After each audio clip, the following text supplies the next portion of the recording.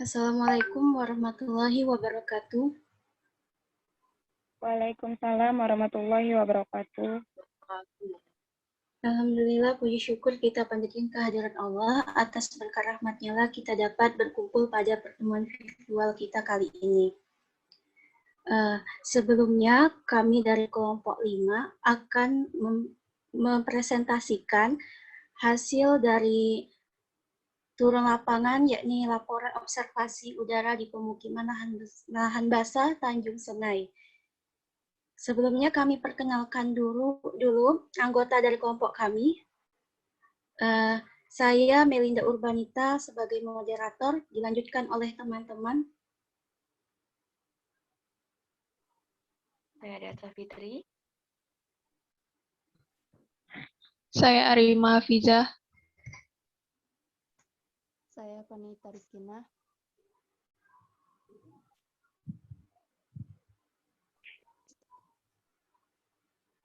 Baik, bisa dilanjutkan oleh teman-teman yang lain.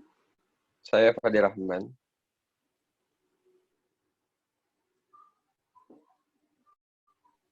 Saya Miftahul Jana. Saya Rara Lorenza. Saya Gebi Lestari.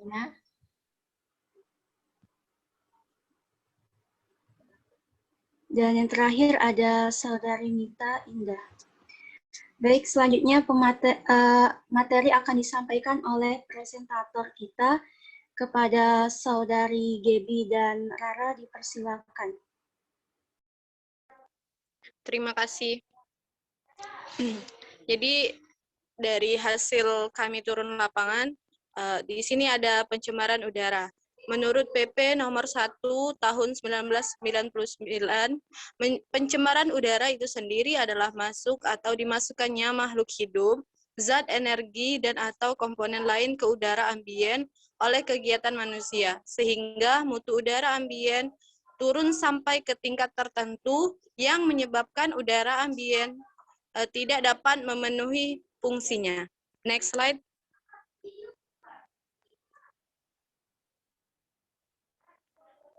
Kondisi lingkungan lahan basah. Akumulasi pengelolaan lahan basah Indonesia yang keliru selama ini menyebabkan kerusakan yang sangat besar. Jutaan hektar rawa gambut di Sumatera dan Kalimantan terbakar dalam kurun waktu 10 tahun terakhir dan menyebabkan kehancuran keanekaragaman hayati di rawa gambut, kerusakan tata air kawasan, dan lepasnya jutaan ton karbon ke udara.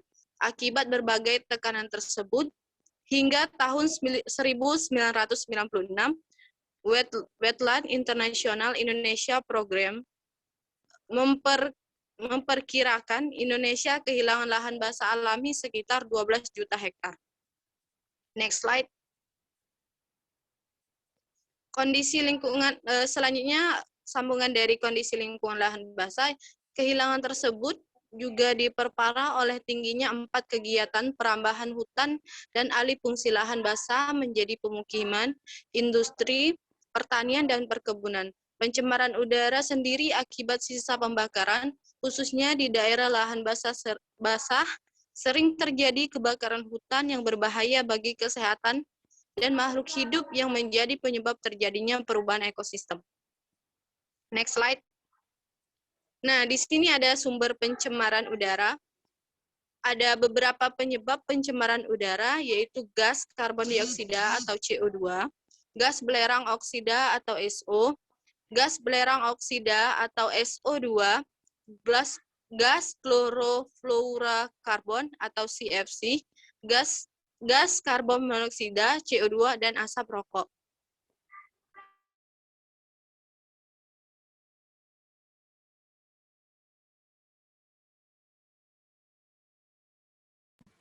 Baik, selanjutnya saya lanjutkan. Dampak pencemaran udara yaitu ada karbon monoksida dapat menyebabkan gangguan kesehatan, bahkan juga dapat menimbulkan kematian.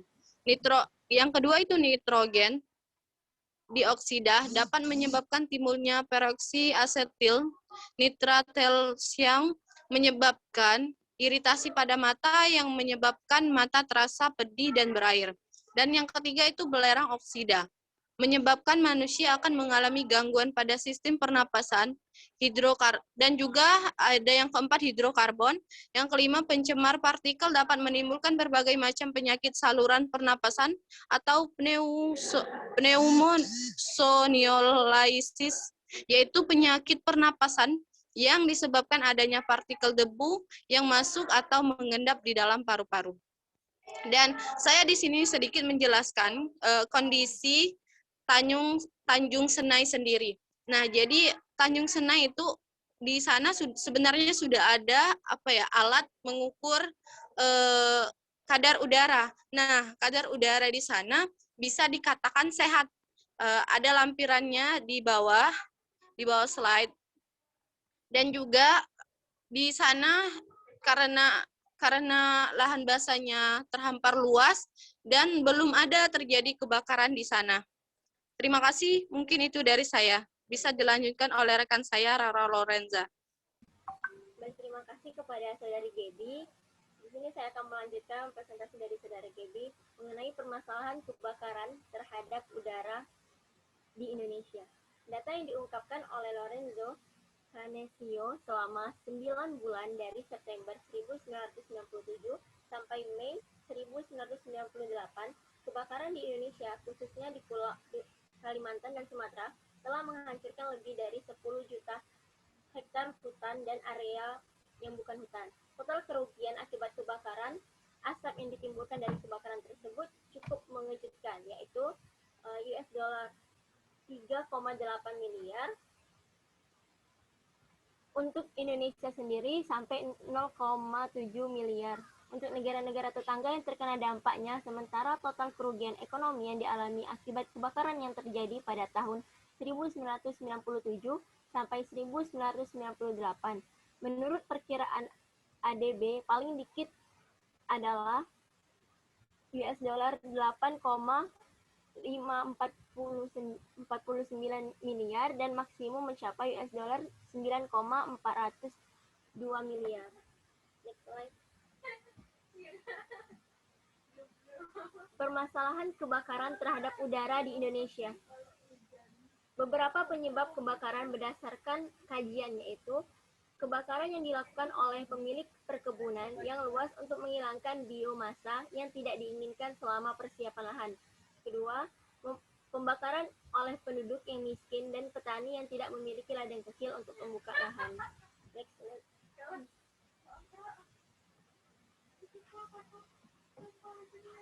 Oleh sebab itu, ada solusi yang bisa kita lakukan. Yang pertama, membangun ruang terbuka hijau atau RTH, gedung hijau, permukiman yang berkelanjutan, manajemen transportasi. Yang kedua, mengidentifikasikan atau menghadirkan kebiasaan atau kegiatan pengelolaan kebakaran yang layak secara ekonomis dan sosial. Sistem pertanian lahan gambut yang terpadu dan lestari. Yang ketiga, melibatkan dan memperkuat lembaga berbasis masyarakat bagi pengolahan kebakaran. Yang keempat, meningkatkan kesadaran masyarakat akan kebutuhan konversi sumber daya jangka panjang. Yang kelima, mengkaji dan mengaudit alokasi pemanfaatan lahan gambut yang ada untuk pembangunan konvensi termasuk seluruh stakeholder dan melakukan kajian ilmiah sebagai dasar pembuatan peraturan. Next slide.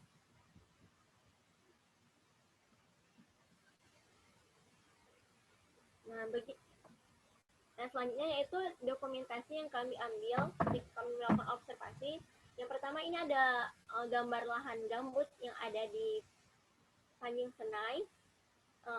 Kalau melihat dari udara yang kami rasakan waktu kami observasi kemarin, cukup bisa dikatakan baik karena di sana udah ada alat penginteksi udara.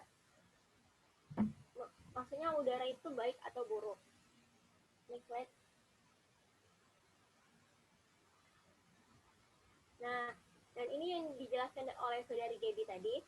Nah, ternyata di Tanjung Senai itu terdapat stasiun pemantau kualitas udara. Nah, jadi di sini tuh bisa kita terlihat jelas udaranya itu misalnya lagi berbahaya atau tidak sehat, sedang atau baik. Jadi masyarakat yang yang ada di Indralaya, khususnya yang dekat dengan Tanjung Sungai, tidak perlu khawatir karena di sana sudah ada pemantauan kualitas udara yang baik dan dijalankan. Next slide. Mungkin hanya itu saja yang bisa kami presentasikan dari kelompok kami. Akhirul kalam. Wassalamualaikum warahmatullahi wabarakatuh. Waalaikumsalam. Waalaikumsalam warahmatullahi wabarakatuh. Baik, terima kasih kepada Saudari Rara dan Gaby atas penyampaian materinya. Mungkin itu saja yang dapat kelompok kami sampaikan. Semoga apa yang telah disampaikan dapat bermanfaat untuk kita semua. Saya moderator pamit undur diri. Wassalamualaikum warahmatullahi wabarakatuh. Waalaikumsalam warahmatullahi wabarakatuh.